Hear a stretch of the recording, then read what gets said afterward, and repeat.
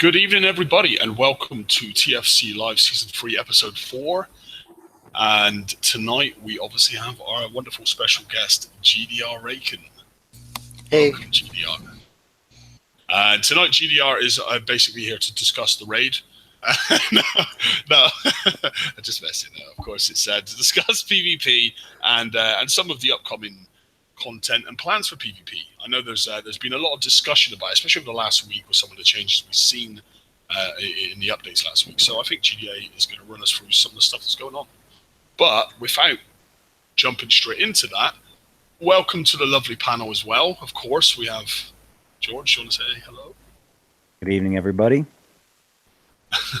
And the wonderful Robin. Robin, how are you doing? G'day all. I'm doing well, thank you, sir.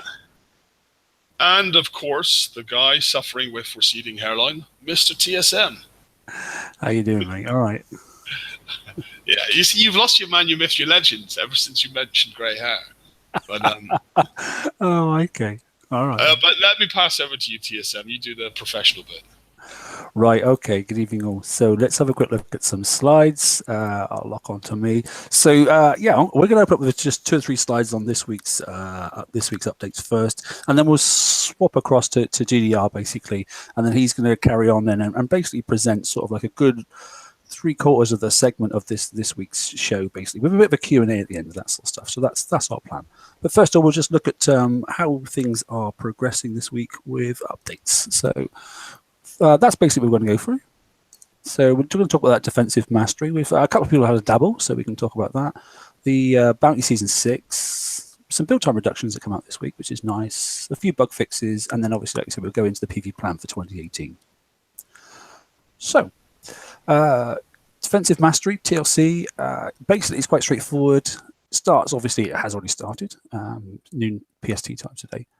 It was initially obviously announced that it was running to the 28th. That's struck through, and it's now going right through to the 31st of the month. So that's a nice extension there. 2 days, sorry, 3 days in fact.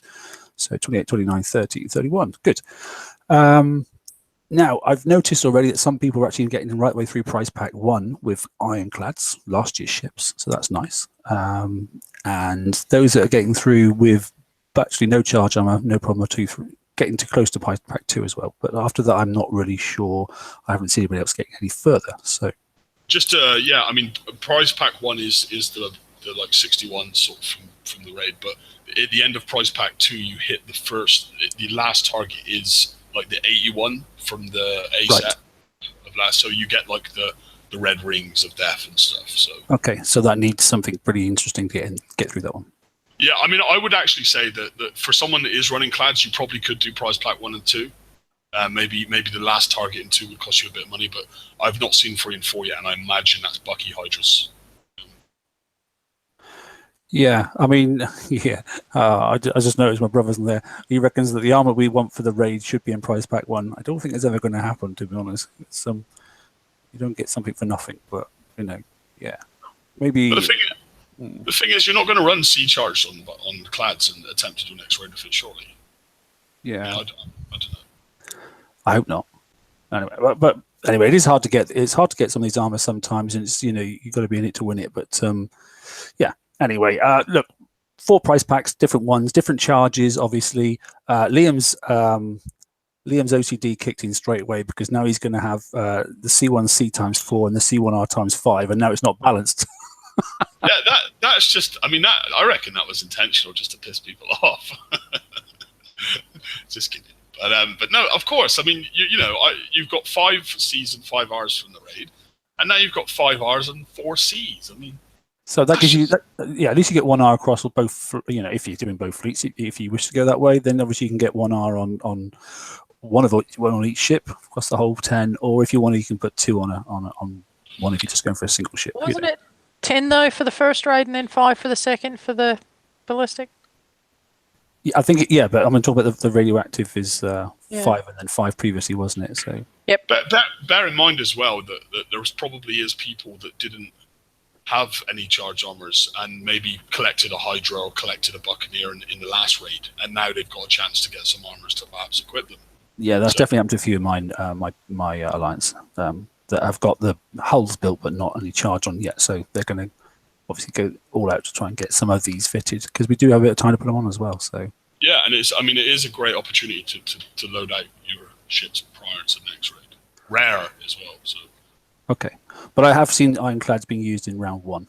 Okay, prize pack 1. So clearly you can't go through it, and you wouldn't expect to go through it with last year's ships, but you can definitely start and get at least some the lower level charge or the earlier release charge, not the latest stuff, obviously.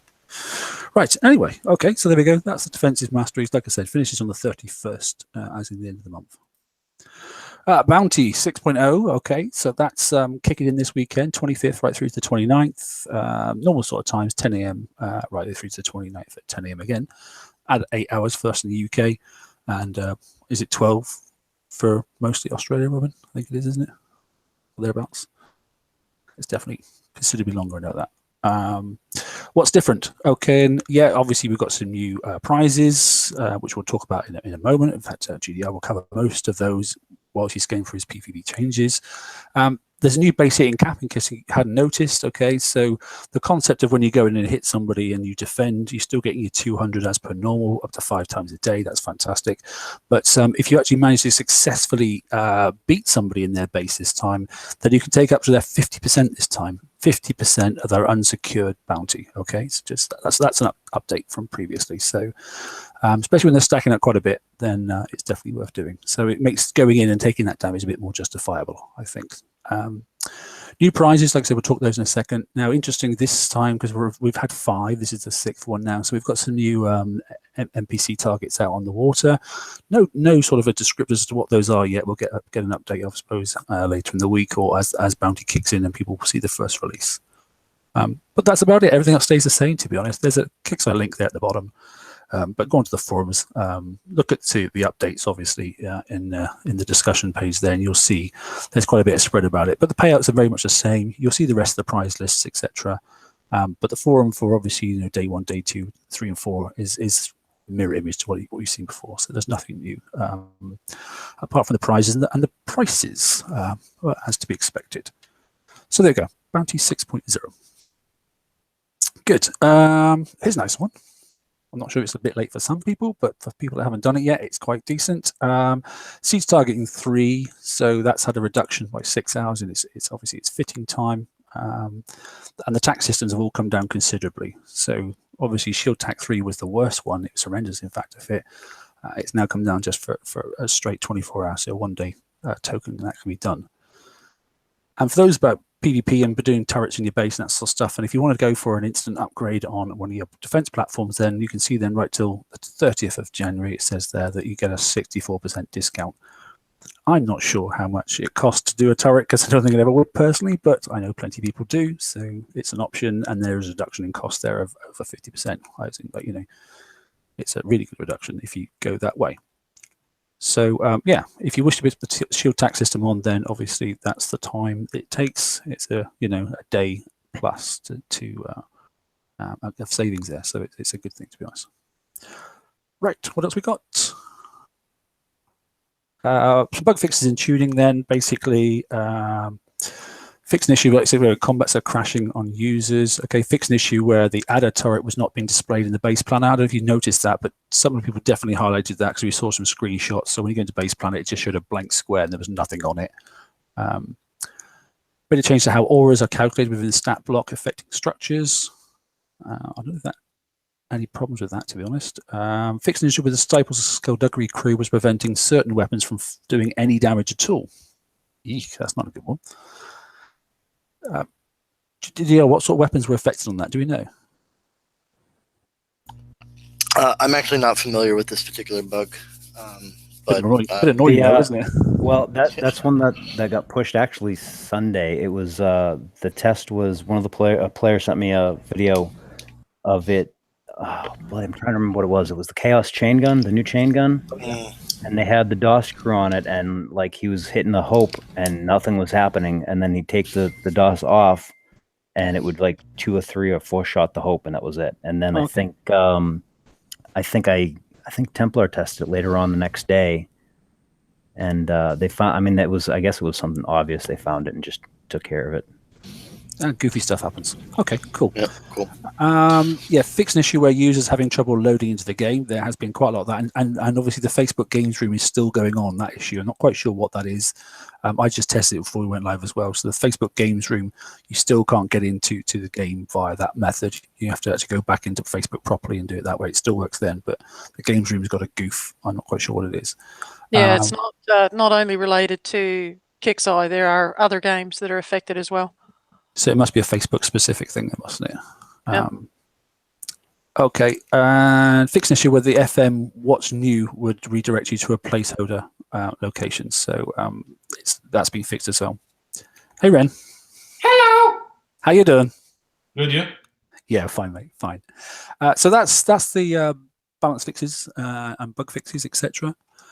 And now here we are. You turned up just at the right time, mate, because we're about to hand over, obviously, to that Didier. was previously planned just to work like that. Yeah, worked perfectly well, mate. Yeah, I love the little section Turbo HD remix. Yes, I love doing that on all my stuff. Yeah. Okay, It's like over to you, it's like a buddy. Street Fighter title, you know. You say Yeah, forward exactly. slide, I'll forward slide, okay. Over to you. Great, thanks. So yeah, PvP plan 2018. So I'm going to cover briefly before we talk about like the content and why it is the way it is. I wanted to talk about kind of a light TLDR version of what the PvP plan is for 2018. I'm working on writing like a long post thing for the forums, so eventually we'll get that out. But in the meantime, wanted to sort of step you guys through at least at a high level what's happening, so that way we can talk about the content more meaningfully than why is the stats this way. So anyways, so let's go ahead and go into the first slide. So when we were investigating some of the major issues with PvP, there was basically like a consistent 4-ish things that people cared about, or at least brought up regularly, which to me indicates that it's a bigger problem that needs to be looked at. And those 4 particular concerns were complexity, depth, reduced value in their hulls, and pendulum swings, like big nasty ones. All valid concerns from what I could tell. So in response to that, on the next slide here, in order to respond to those things, we sort of broke down into like 4 major actions that we could take away from some of that. So the first thing is for the complexity. The first step that we are doing is trying to make a more like a simpler stats and comprehension. We sort of started this with like the twin blade and stuff, but we wanted to take it sort of a step further. I only partially solve the complexity issue because the complexity issue goes a little deeper than just surface stat stuff, but at the very least we can make it more comprehensible, on the actual stat blocks, what the heck you're looking at. The next one, of course, is more options. So we have like more meaningful decisions, because a lack of depth means I don't have choice, right? There's no interesting choice. It's boring. Everything's the same. So really what we needed to do is add more variety and more meaningful decisions in PvP specifically in order to address that particular issue. The third point is that add value. We needed to allow players to choose to retain their investment, right? We'll go into detail more about what that exactly means, but it's partly around adaptation and allowing players to adapt. And then the final thing for the pendulum swing is like release and growth improvements. So how we release things, how much power we provide or don't provide, and the order in which things are sort of presented is a big part of that, and we'll also get into that because those are 2 kind of topics that are a little more high level, so we can get a little more into that later. So as far as simpler stats goes, this is just like my example of what this means. So we really wanted to cut down sort of the amount of stuff that you're processing on a given stat block as best as we possibly can. Obviously, we still want like weapons and things to still functionally work. Otherwise, it doesn't matter if it's a short stat block, if it's a bad weapon, or it's a bad weapon. But our goal being like, hey, I know what this whole looks like. I understand this. It's more old school. You know, I have less things that I have to think about in terms of like when I'm actually seeing each individual component, I understand what this is. The goal, and again, it's sort of a first step to try to help with this. But if you like reference something like the Rage, where like there's abilities that daisy chain off each other and you have no idea what the heck that is, we're removing that kind of stuff as best as we can from these components. So hopefully that makes sense. So as far as the next topic on the slides here, so I want to get into more about more options and what we're doing for more options, because frankly, I think in 2017 we kind of sucked at this, and you know, part of that is around box strategies, and we'll get into that a little bit later. But really what we wanted to do and things that we saw was like when we introduced the simple scatter gun, it added value back into the hull and provided this like interesting build around option. And same with when we buffed the sloth with the concussive deflection buff. We also saw like new things change, and like old ships came back and that sort of stuff because it added more capability in babysitting. So we wanted to take that concept and apply it forward in actual like components that out. And so the way we're going to do this is a couple things. So we're going to do deflections being more armor driven and weapon driven as well, but definitely on the armor side. So what we've done is we've added more armor slots than say last year. I think last year we had an average of like 3, and now the new armor slots are about like 5 for the tier 7 stuff. And so this will help sort of define your defense profile. So instead of us telling you like what the profile is supposed to be, like, oh, it's strong and weak against this, you sort of build your own strength weakness model off of the hull. So that way, like when things come out or your opponent like has changed their base since the last time you hit it, you know, you can adapt to them as well, you know, as long as you collected armors and that sort of thing. But the idea being that you can sort of switch things around. Now these armors are incredibly powerful. And so as part of that, we needed to introduce a new stat called Equip Cap.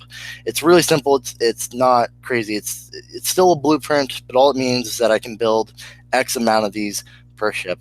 That way we can retain the balancing point so that things don't just randomly break and things are super powerful.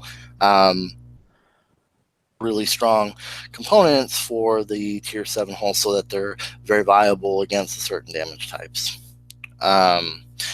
When we go into go ahead. Can I just real quick jump in there? Yeah. So the Equip Cap sounds like it's a regular blueprint. You don't have to win. It's not limited, but you can only equip so many per ship. So like there's a limit of like, say you can only put 2 on each ship.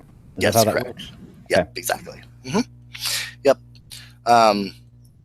Yeah, something to get used to, but I think it's a good change. It's definitely a good change. Specifically for armors, we'll be using those pretty heavily. But yeah, so moving on, we have basically what I call like new range bands. So right now we have sort of a weird thing where different weapon types have different ranges, but they're not that different. And it causes some weird oddities where it's like, I just want the long range thing. I don't care about damage type, which is sort of counter to our goals here, where we have like your own defense profile and we're changing, you know, and you're focusing on what is strong against what and what's weak against what. When you're analyzing a base, and when a base is trying to defend against a particular ship. So what we're doing instead is we're basically, in PvP specifically, through a combination of the actual weapon range and the components and the boosts that you get in the hull, to define all damage types, all weapons, sort of having like, there's a short, medium, and long range value, okay? And so basically that means that a corrosive, explosive, ballistic, whatever, they all have the same like short, whatever it is, short range, that's the same number. Long range is the same number, medium's the same number, for each of those range bands respectively. So now it's not so much like, is this weapon range longer than the other? It's like, oh no, I can use this weapon type if I want to meet a certain range. But what's the important part is what kind of damage is it dealing and how is it dealing damage. So it makes things a little easier in that way and helps make it so that you're not skewed on your decision making. Okay, so this you don't mean on each, like, one weapon is not going to have several ranges. What you're meaning is that you're going to normalize range across the game. And then give it and then bracket it with a stat saying either short range, medium range, long range. But and I guess in terms of tactics and strategy, maybe you'd have a ship with because otherwise everyone's always going to pick long range, but maybe a ship can sit under that long range damage all day long, but short range weapon treble the damage or something. Is that the kind of strategy angle you're looking at, sort of thing? Yeah, basically, right? So it's like, I think the way that it'll probably manifest, because I didn't want to like spam you guys with a gazillion weapons. So what we're looking at doing for now is we'll release like the mid-range weapon, and then we'll introduce later like specials that'll augment your ship to be short range, but you gain more damage, or long range and you lose damage. So you sort of like get that trade-off. And that way you can augment each hull to be like whatever range you want. But yeah, basically you can change your tactics.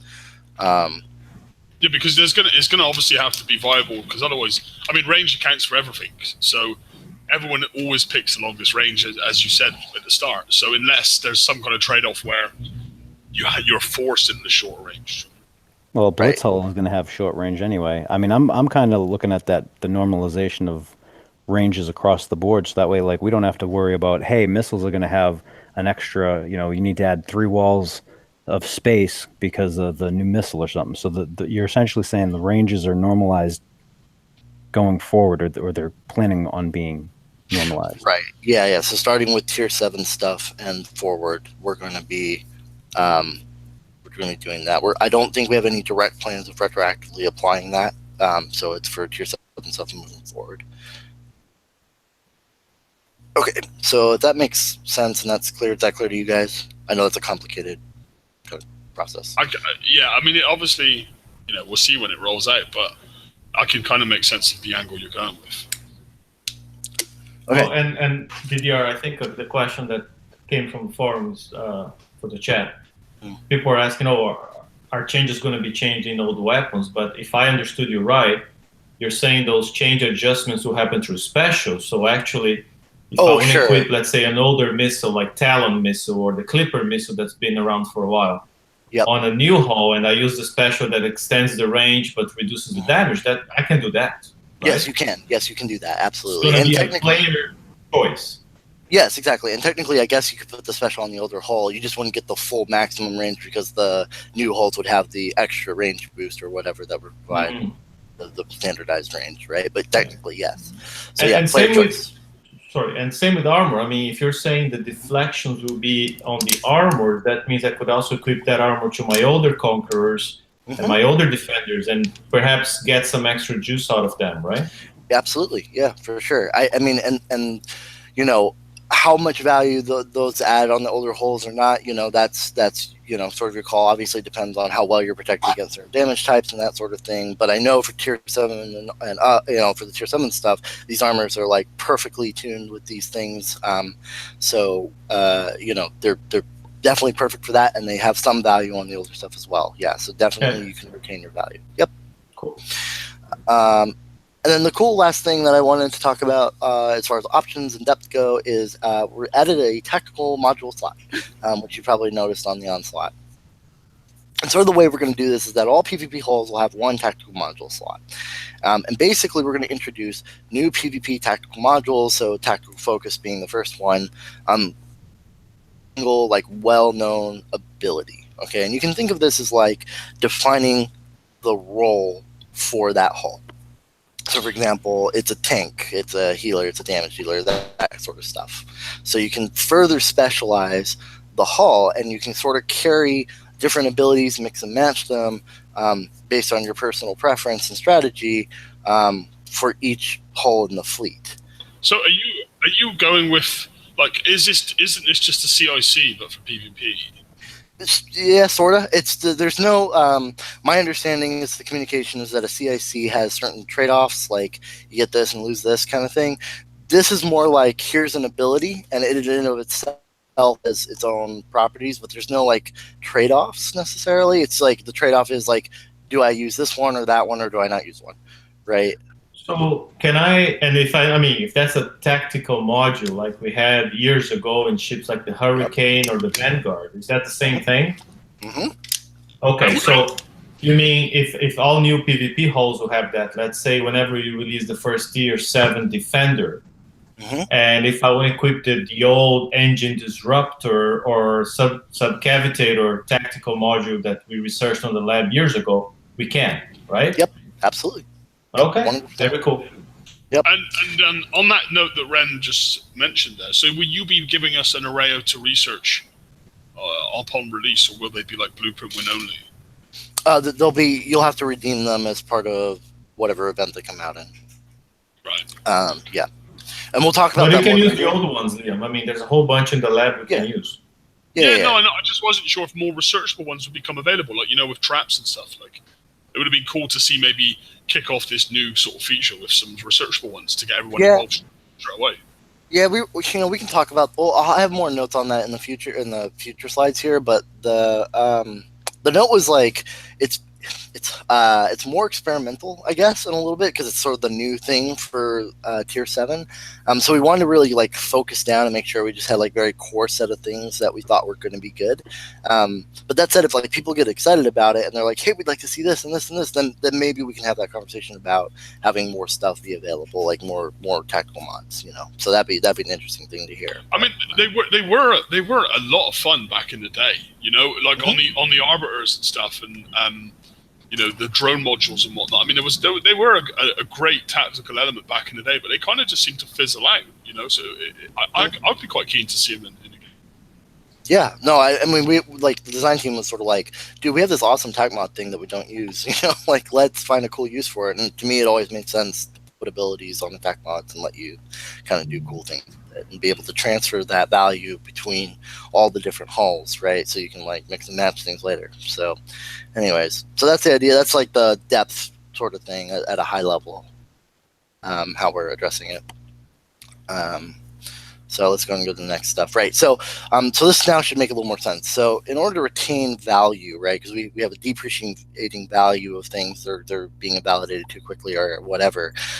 One big thing I think that's going to help here is the ability to adapt is basically helping retain value. And what I mean by that is, when we look at all the old holes from like 2017, for example, they're what I would call box strategies, right? In the sense that I get this thing, I put the weapon special on, out of the box, it's good against stuff, right? Like different bases, and it's really strong. And then, randomly or arbitrarily, it gets invalidated by some random thing that gets released, or someone else figures out how to counter it, and then all of a sudden it's dead, right? Because you have no ability to adapt. And so obviously the value just drops off, right? And then you hope maybe it'll be viable one day, right? Whereas with this new PvP plan, we have the components defining the strategy and adaptation and less on the hull, right? You can see that with the onslaught and the stats. So basically with more options, you can carry all the value with those components. So I can, like, if I get countered because I have the wrong deflections, like I can go get the armors, and that will help me mix and match to like realign myself to be able to beat that base again, and so on and so forth. And so that's basically part of the way we're going to help with that. And I think that's going to add value too, because you can put it on your old hulls, all that sort of stuff. So, pending weight and all the other restrictions, but yes, because they're components, you can transfer them between different hulls. And so I think that's a lot more like the old school style of battle pirates anyways, right? So I think that's a really good step to helping towards that, and hopefully we can see how much that carries, but I have a feeling it's going to help a lot. So can we go to the next slide, thanks? I mean, already to me, I'm just thinking this is Battle Pirates 2014, but with funkier ships. Next slide, Jeremy. That's how it seems like it is good. Liking it. Oh boy. Okay, cool, great. All right, so sequencing. So this is the pendulum swing problem. So I want to sort of walk you guys through sort of what happens when we do certain things so that you can sort of see how this plays out, right? So the first one is, when we release the Conqueror first, right? Like, and that there's a big delay between defense and offense, right? And so here's an example. We have Rage. There's nothing out there. It cracks every single base, right? And everyone's like, "Oh crud, I can't stop this." So then if you go to the next slide.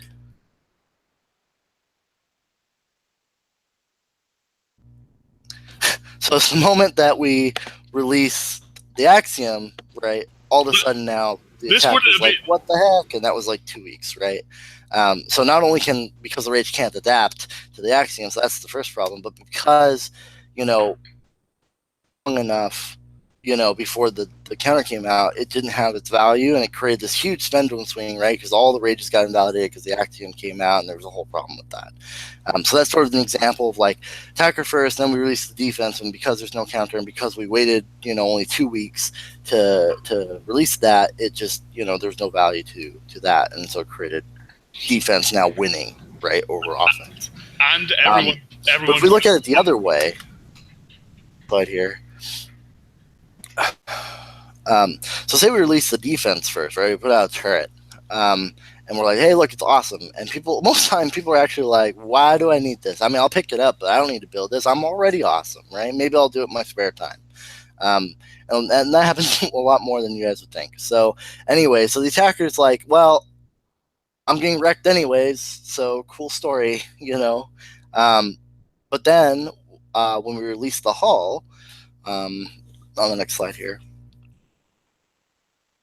So pretending that the Rage could beat the Axiom here, it's like, or that, they didn't build the Axiom more specifically, right? So it's like, I didn't collect this, I didn't build this thing is broken, I don't have the tool for this, and you're not going to release it for like another 3 bazillion years. Well, I'm screwed, right? So, now players can't properly, because the attacker's now dominant because the defender chose not to do it. Now, yes, there are some people who do build it and have that advantage, and that certainly also plays into more the other way around. But, that's sort of the problems that we face when we talk about how do we make PvE and PvP more fair for both attacker and defender in terms of sort of the rate at which the growth of power occurs between attacker and defender.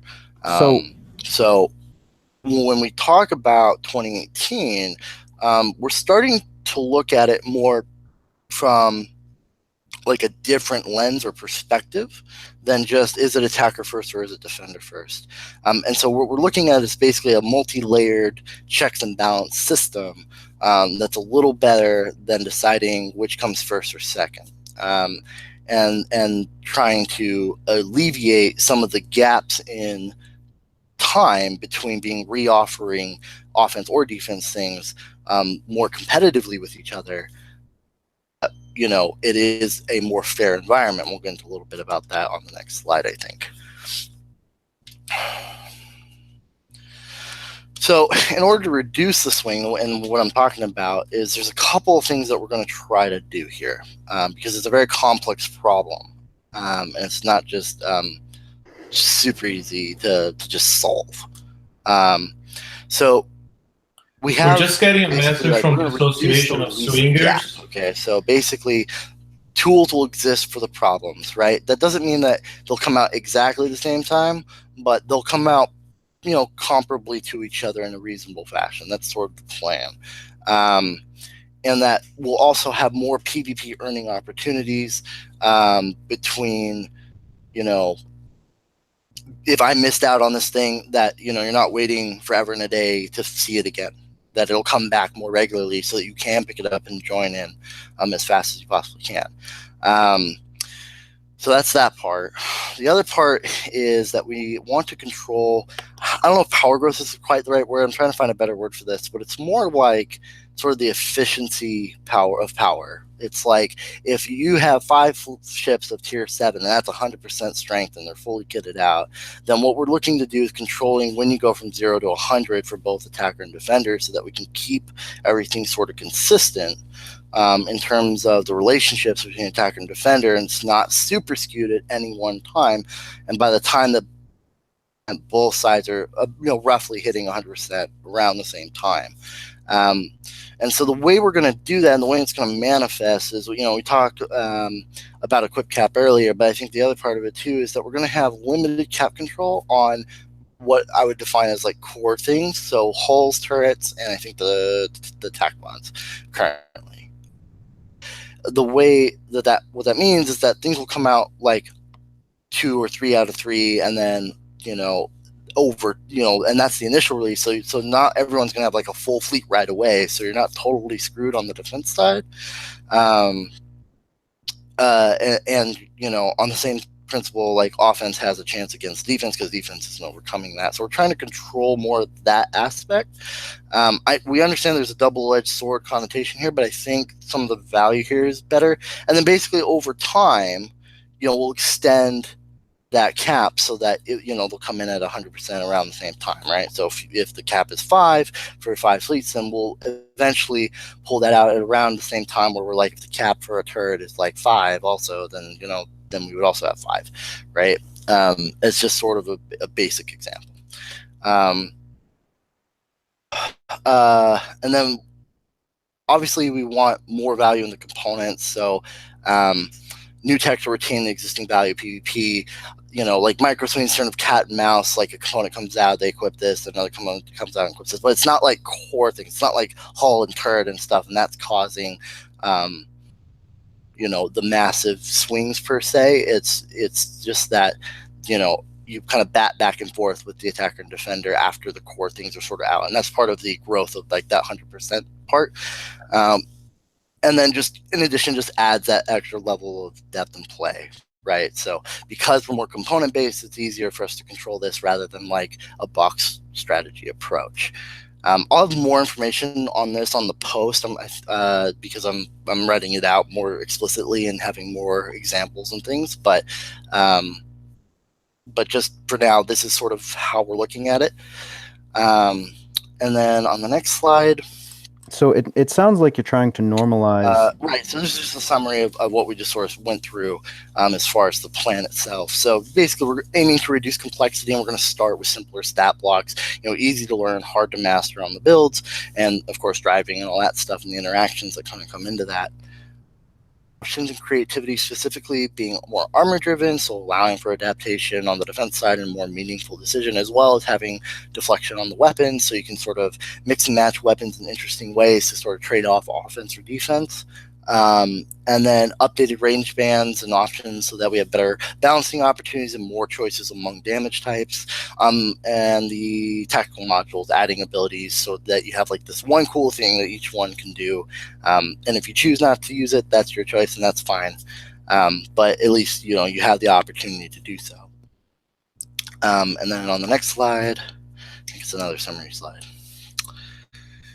Yep. So we're going to work to help retain investments again through components, but basically not going to be doing currently as planned, no more box strategy stuff, right? Allow players to adapt with components and re-add value into the things that they've already invested into. And then, player control, like player chooses how and when they kind of want to invest into a hull relative to their strategies. And so basically what that means is we're not trying to like hard control PvP in the sense of like what's viable and what's not necessarily. We're just controlling that growth that I sort of described earlier. But ultimately we're not going to control like, oh, this is weak against this stat and the other thing, like, and there's no hope when we counter, right? So trying to put more PvP-esque kind of things in your guys' hands, because what's best about what's currently in meta in terms of what they're using in their bases or what an attacker's using, best. So putting the tools in your hands to be able to adapt to each other, I think, is a much healthier competitive PvP environment and allows you guys to adapt long term. And then sequencing, right, reducing offensive defensive release gaps, talked about that. Secondary techs to offset natural results. So we're trying to basically, as defense slowly overcomes offense, we're trying something to help with offense and vice versa. Basically providing retained value into those investments. And then keeping PvP competitive and ever evolving, without like extreme power creep within the tier 7 band. And again, part of that growth curve that we talked about earlier. So I think that's it in terms of the PvP plan. I know I spoke a lot. I want to go into the content next, but do we have any questions from the panel or wherever? So we'll try and get this sort of like structured back. I know, George, you've got one you wanted to pick on particularly, didn't you? Yeah, well, Okay. when he was going over No the questions. PvP, We can go on to when- content. Yes. Yeah, we've got a few. Can GDR hear us? I I'm don't know not sure if he GDR can hear us. Can you hear us there? We are talking. GDR, you lost can you hear anyone, GDR? No, I can't hear you. Ah, That's interesting. Yeah, because everyone was trying to ask Why stuff. can't I hear you? Okay, type your questions, guys, in the sidebar chat, and GDR can pick it from there. There we go. Oh, you Okay, Sorry, can? you guys. can hear us? Okay. Sorry. See, GDR, some people did try and talk, but it probably was best that you could run through the slides, but it was like, no, GDR's not letting us. I'm just going, man. Sorry, guys. I didn't mean to do that. That was funny. No, There it was was- good. We So got if you go back to the PvP slide, Mark. Yeah, hang on 2 seconds then. Back. Sorry, guys. My my stupid little button got pushed. Oh, So yeah, that one's good. So the thing is, when you're going through this slide and the next one, it sounded like you guys were also trying to normalize progression of power creep and stuff. And I guess the biggest question for that, I mean, I like the idea that it's going to normalize the progression, so it's not as big of a swing and it's kind of more even keeled over the course of the year. But does that mean that it's going to allow players that are behind or are mid-level players or don't coin a lot, are they going to have the opportunity to be able to get into PvP and feel relevant in PvP? Mm-hmm. Right. So when you say get into PvP, can you define that a little more tightly for me? Well, a lot of people kind of shy away from it for several reasons, but the biggest one is because when you start investing that much time into a fleet, and then by the time you get it done, if you're not coining it, like I have rages that I never finished because by the time I got the first one done, they were worthless. Right. Okay. So I guess it's a twofold answer. So the first is, because we're going to be re-offering things more aggressively and over time sort of expanding, how many people can get tech for PvP, because obviously you need people to participate in PvP. That should help at least with the acquisition of new content, so that they can at least participate in like the more top end stuff. And then to follow up, you're saying that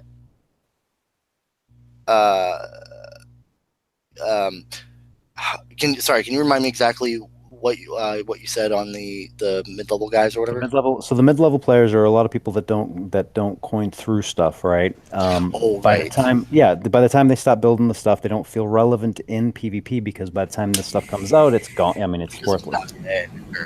Okay, that makes sense. So in combination with opening up the funnel, the thing is that because components are now the primary driver for the haul, right? Say like you come in halfway through the season of PvP in the year or whatever, and you pick up your first haul, like you can evaluate what's out there in terms of base hitting, and you can go and be like, they're using these defenses, right? And so what you can do is you can go use your armors to go ahead and immediately align to what's current in the meta, and be able to attack them, right?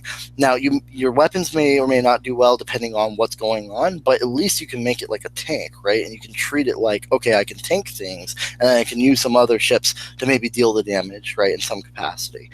And so basically, I think there's a better bridge between, being able to sort of jump in, because we're way more conscious of, how many people own something and the ability to adapt. Does that make sense? Does that answer your question?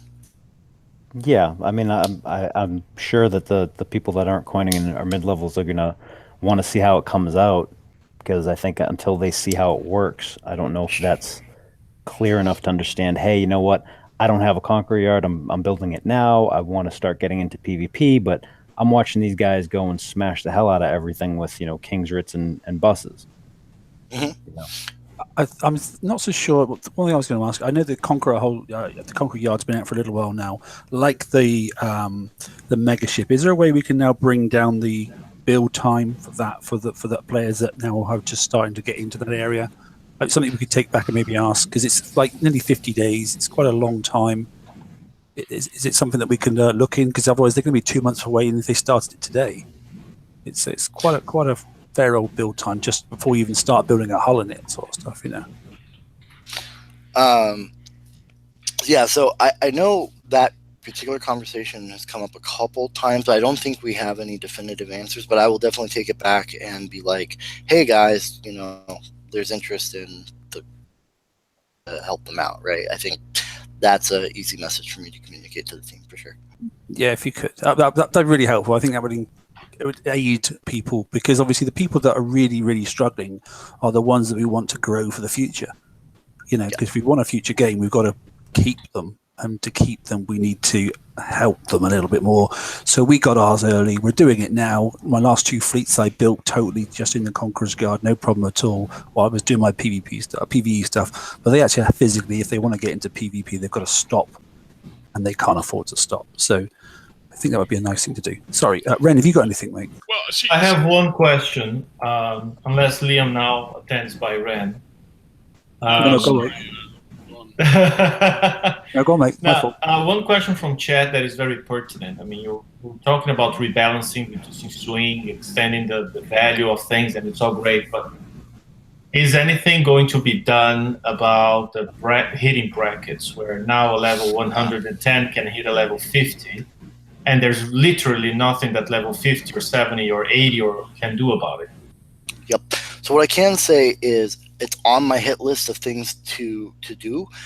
There's a variety of different ways we could address this, and I'm actively talking with the team about what the best method is. There's a couple of front runners, but in general, I want you guys to be aware that yes, it's something that we want to address and should be addressing in order to help balance PvP in a more competitive environment, right? Because I agree that if you're a baby getting clubbed, you know, that sucks. So on our radar, let me put it that way.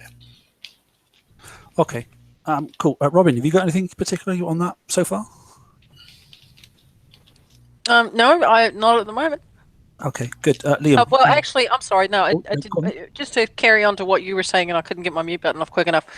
I know there has been the tendency to eventually allow people to use base parts to upgrade turrets and things like that. And obviously, there are a lot of people that are still upgrading their other turrets. But to what Mark was talking about with the shipyard, with the Conqueror yard, but also the shipyard upgrade, you know, the length of time on that is pretty hefty as well, especially for lower to mids who are trying to catch up, stay relevant. You know, they can't afford to lose that time, nor are they able to go out and hit the TLCs that pay out the high target. So maybe, if not across the board, but maybe potentially the ability to use base parts on some of those key buildings, not just the Conqueror yard, but the regular shipyard, the dock, to even allow them to be able to use some of this newer stuff.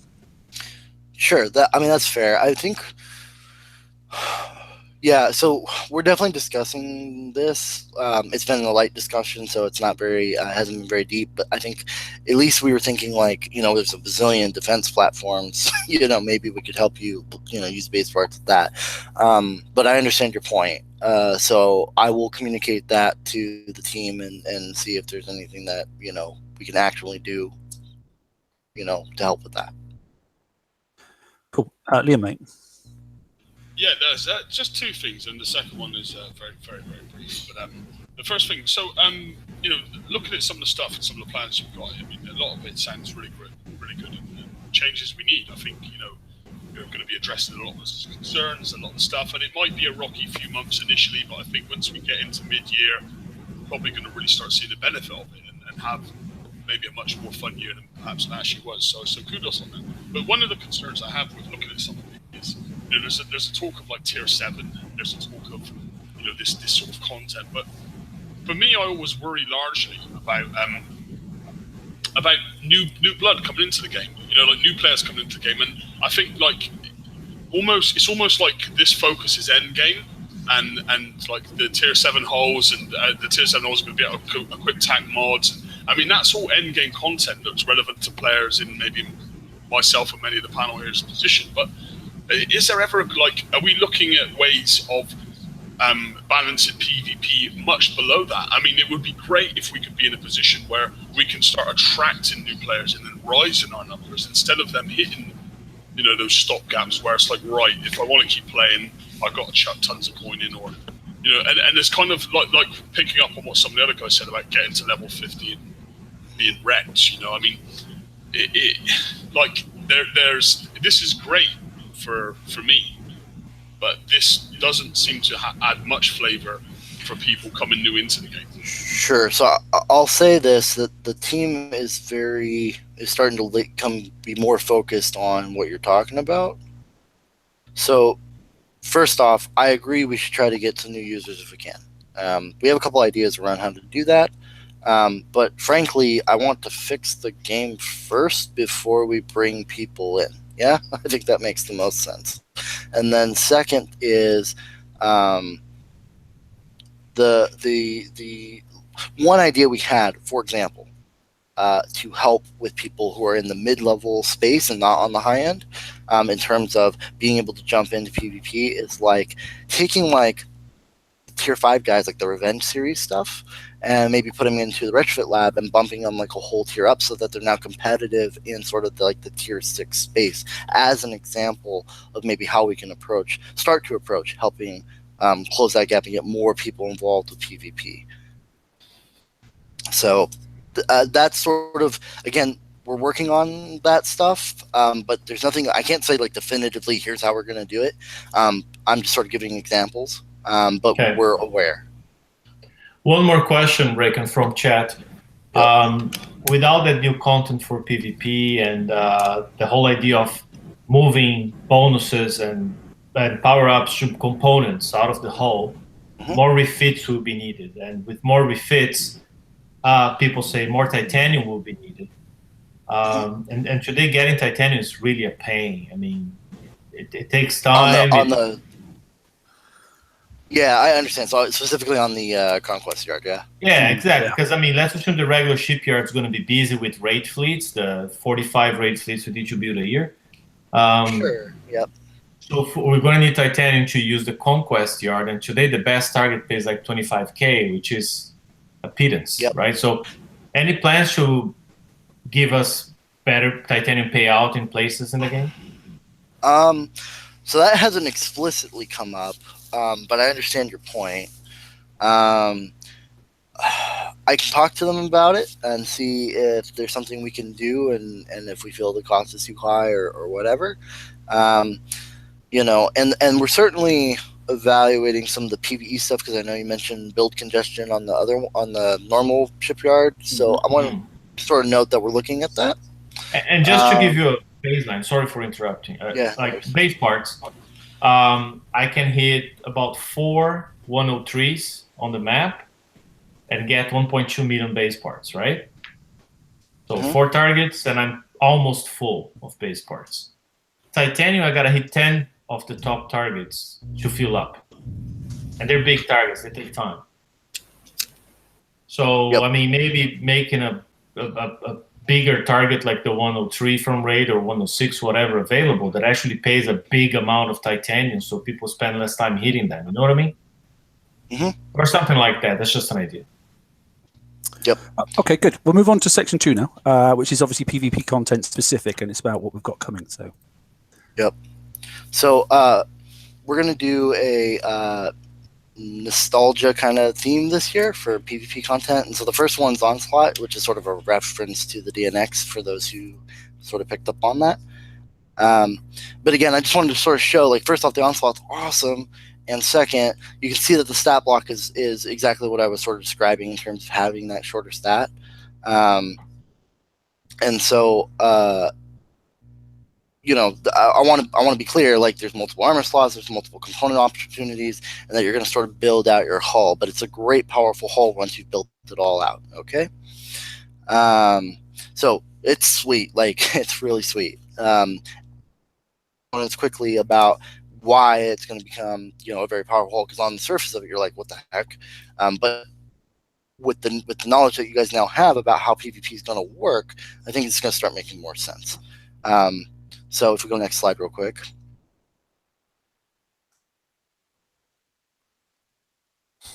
so this is the 2XQ mortar, which is sort of a callback to the Shockwave Q.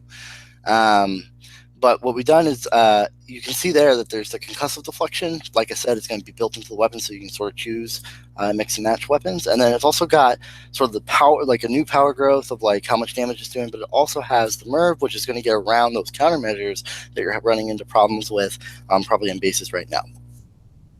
So it's a very powerful mortar, and the onslaught really bolsters it and boosts it to that mid-range value that we were sort of talking about earlier. So it's a fantastic item. And then we have special, which is high explosive shells 4.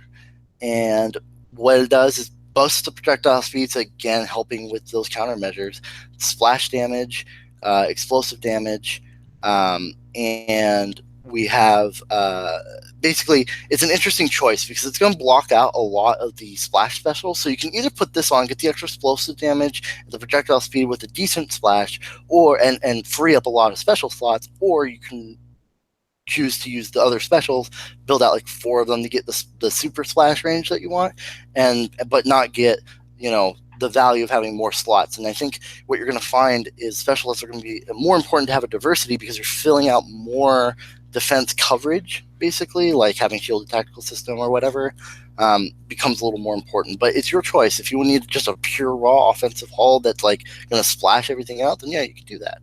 But this is a very good, solid special that's going to help out the onslaught, specifically in mortar hulls in general in the PvP environment. So next. Right, and so this is tactical focus. This is the tac mod that I was talking about earlier. The first one, we just wanted to be really simple. It's a damage buff to all the different damage types, right? And it goes in that tac mod slot. It's great in the way that, you know, they stack, right? They stack up to 5 times. So the more of these that you have in your fleet, the more powerful the damage buff, right? And it's going to be interesting as we introduce new ones to, you know, how many of these do you want or not want, you know, in lieu of something else. But we really wanted to introduce the concept just in a very simple fashion, being like, here's a really solid damage buff for each one on there. And it really does help your success rate in terms of like, or at least in your damage profile, how much damage you're actually dealing, which is good. If you go to the next slide, there's one last thing I want to talk about. And so these are the new armors that are going to come out. This is the Combat Blade 5 and the Zenthonite armor D6U? Yeah. Anyways, so those guys, so basically one's going to provide ballistic, explosive, and pen, and the other's going to provide radioactive, corrosive, and concussive. And it's a huge boost. These are going to have an equip cap of 3 each. And so you're going to be able to mix and match coverages based on, you know, because there's only 5 armor slots, so you'll do 3 and 2, or, you know, to try to figure out what the best composition is for the current environment and base hitting. But this is what's going to help help your onslaught sing when you have it. And you can pick it up in next week in the FM and Price Pool 4. That was the fastest and best way we could get out to you in a more accessible way. So that's why it's in there. It's not something we're regularly going to do in terms of like pulling in content early or whatever, but we wanted to get this out there for those who got the onslaught that, hey, heads up, put it in these armors and you're going to be incredibly, you know, well covered in conjunction with the 2XQ mortar.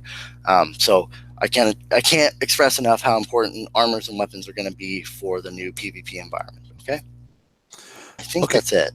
Yeah, I think that's about it. So that's the first example then, obviously, is as the fixed level of how many you can put per hole. So that's in the FM prize pool when the next prize pool gets released. It should be in prize pool 4 according to Chris's release notes. Like I say, go win them, collect them, and you know, you're not being able to stack like we have been, like 5 or 6 X. It's 3 of these and that's it. So use that swing of, I've got so much, you know, X defense, you can't touch me no matter what you're firing at me.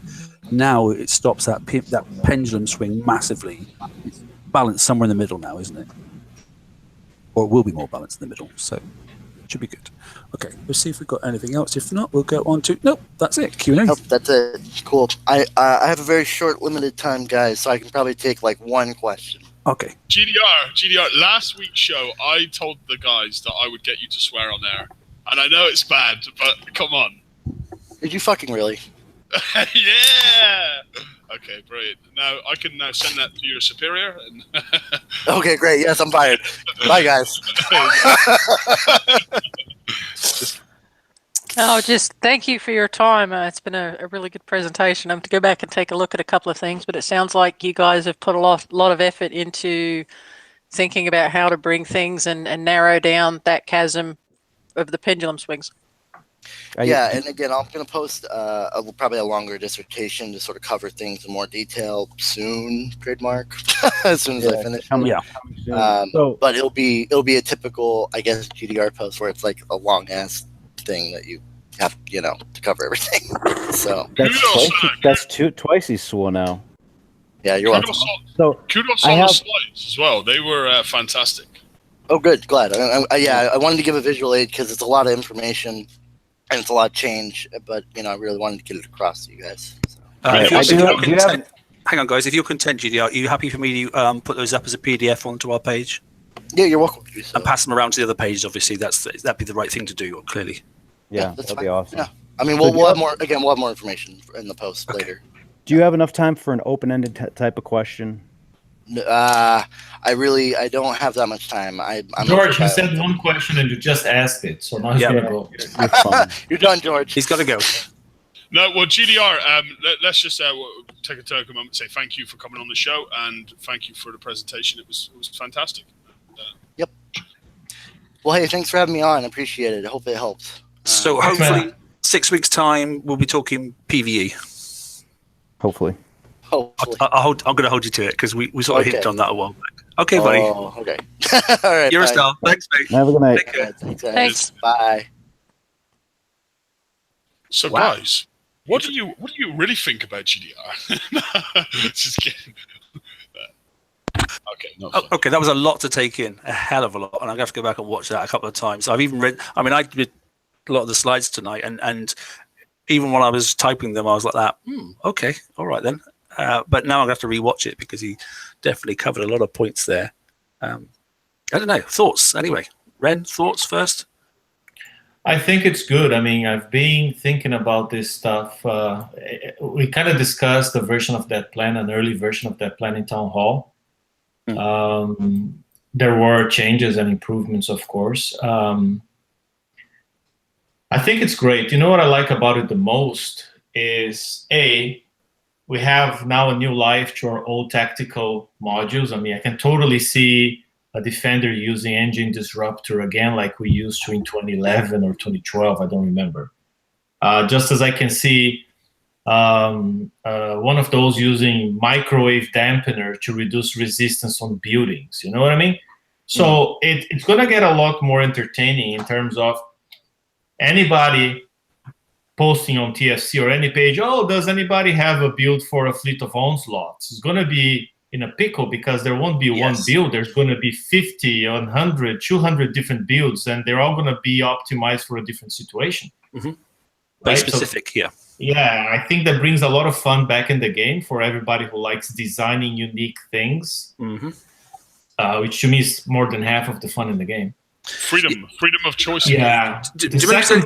Ingenuity. Yeah, exactly. Yeah. The second point, and then I'll shut up, is the fact all these new armors, like the 2 armors they're going to bring next week, and some specials that he mentioned to control range versus damage and other kind of stuff, actually will extend the life of a lot of ships. I mean, that we have in our shipyards today. So even if you don't get anything from Bounty this weekend, but next week you get the 2 new armors, maybe your Twin Blades will rock again. Maybe your Liberators will be awesome again, or your Inquisitors. I mean, all that kind of stuff. I mean, they only have 2-3 armor slots, so you can't do much. I mean, there won't be miracles, but, maybe with Gluts there will, but you know what I'm saying. Rages might take. Yeah, you can bring all those guys back to life if you don't have the brand new stuff and still have a lot of fun. I like that. Throughout the year, we'll be able to revive and extend the life of existing hulls that you don't need to rank again and build again. That's great. And I mean, if we go back, to early BP, say 2012, 2013 kind of era, MCX. I mean, that was a versatile hull. Many of us ran a couple of different fleets. I had a fleet that prep bases, and then I had another fleet that came in and attack bases. And you can see that kind of setup coming along now. You may take that tier 7 Conqueror, turn it into a prep fleet, and then have the exact same hull but built differently that then comes in after and does the attacking, and it kind of gives us that whole old school style of fun back in the base here, I think. I mean, I'm gonna, if you look at the, can we look at the new armors, or is it too soon? All we've got is just those 2 pictures. We've got no stats, but we can look up if you want to have a look at the. Is it up on the forum? No, it's posted in forums. I'm going to share my screen, and okay, you'll see. Yeah, where's the screen share? Quick question: are these limited? Yes. The armors should not be. The armors are not limited. They're limited in how many you can put. Yeah, and that's a really clever way of doing it. That gets away from that restricted content. Can you see my screen? Yes, we got it. And from having to earn multiples of them.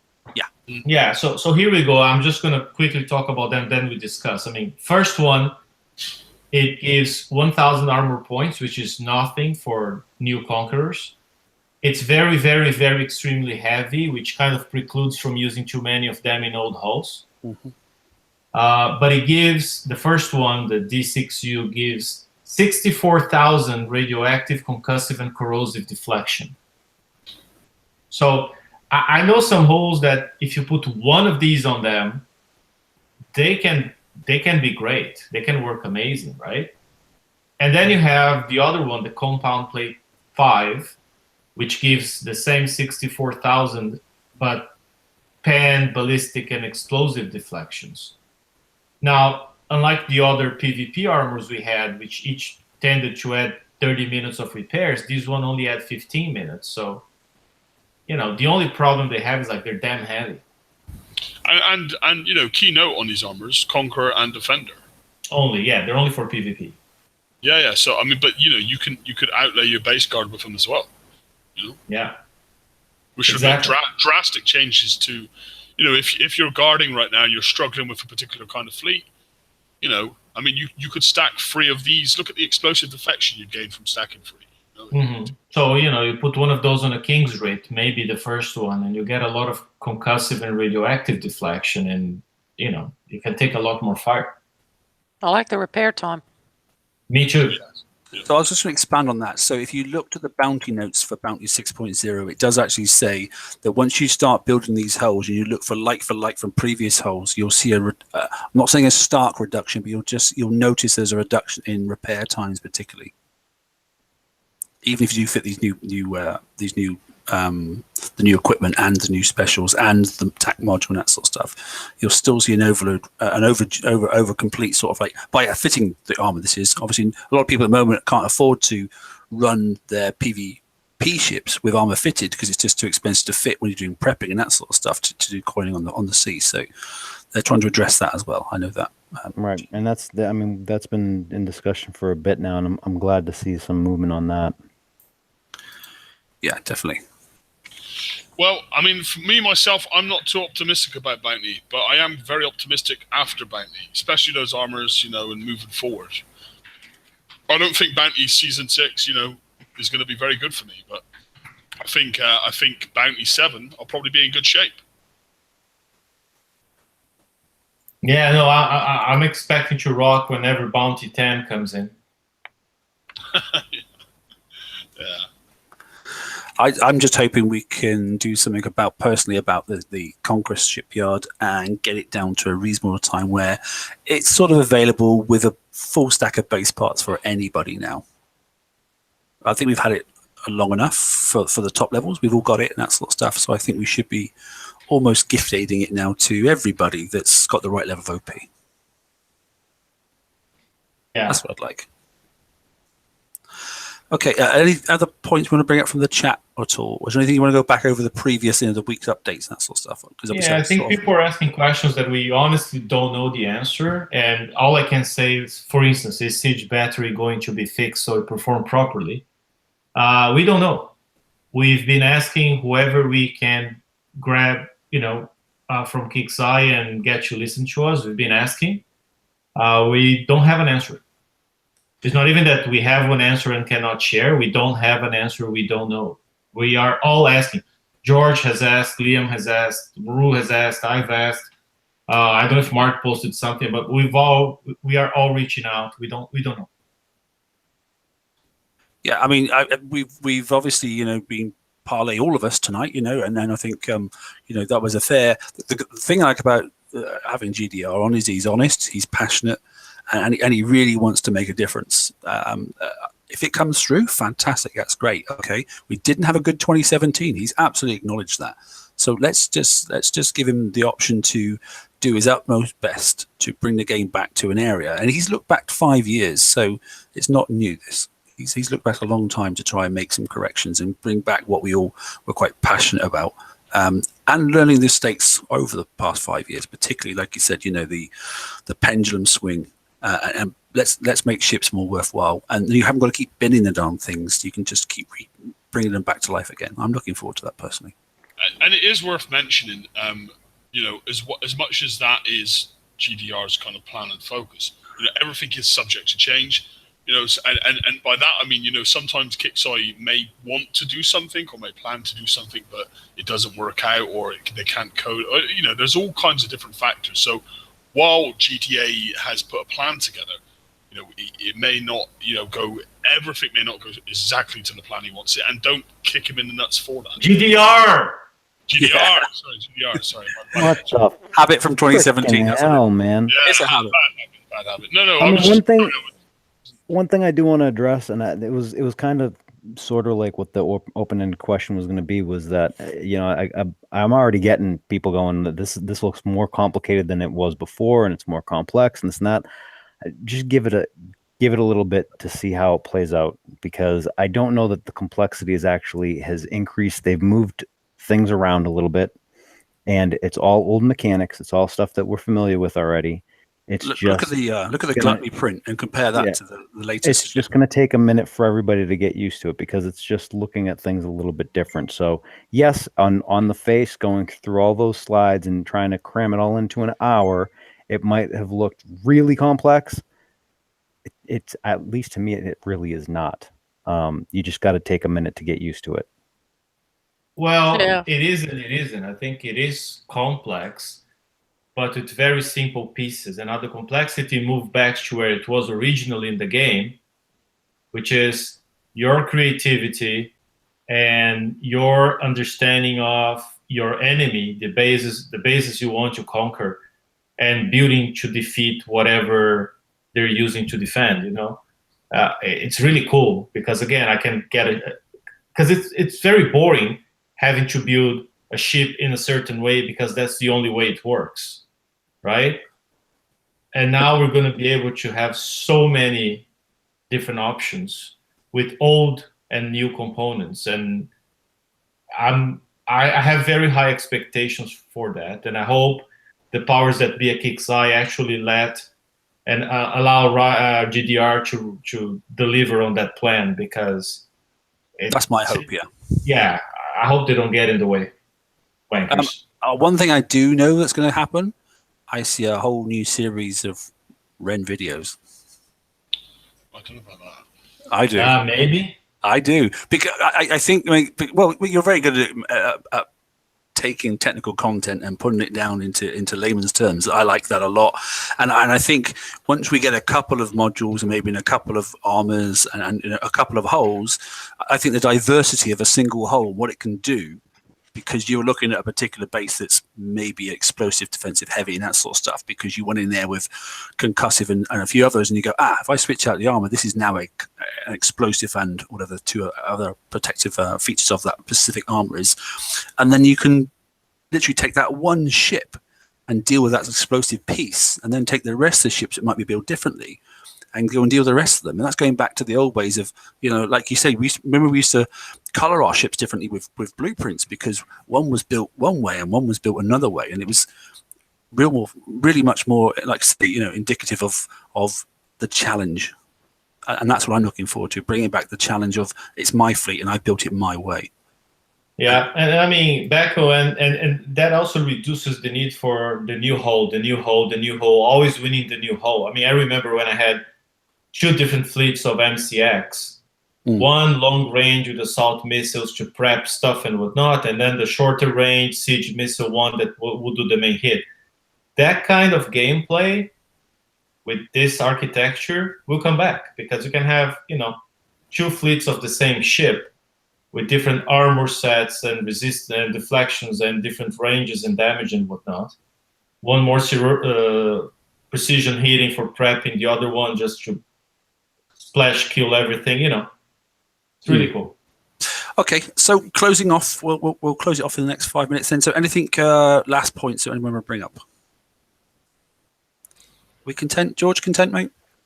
I'm very curious. Very I'm curious. curious. I'm waiting to see how it plays out, and I can see a long I mean, block. it sounds. Yeah, I mean, it sounds good. It sounds. I like the fact that everything seems to be getting normalized, which means that should lead to some freaking consistency finally in the game, right? So if that works out, that'll be great. Hope so. Robin, anything? I know. I'm actually excited. For starters, we have a plan, which we didn't really have last year, so we've got that, and we've got the thoughts on where we're going and where it's supposed to go, and hopefully they can execute on most of it, you know, within reason for coding and stuff like that. It does sound positive. I'm hearing. I think the biggest things for me is not boxing me into, you must put this weapon on this hull and nothing else will work, and if not, you're buggered. Whereas now, you know, maybe if I can't win the greatest weapon, I can use, you know, some of these modules to bring in some older weapons and maybe make do, which will help some of the mid-levels who don't necessarily have the ability to go out and get the most shiniest new things that are out there for everybody. So I'm encouraged and waiting to see how it pans out. Cool. Ren? Just one thing, and it's off topic. I mean, the whole show tonight was pretty much about PvP, but that should not take the focus out of the priorities they should look at, namely game quality.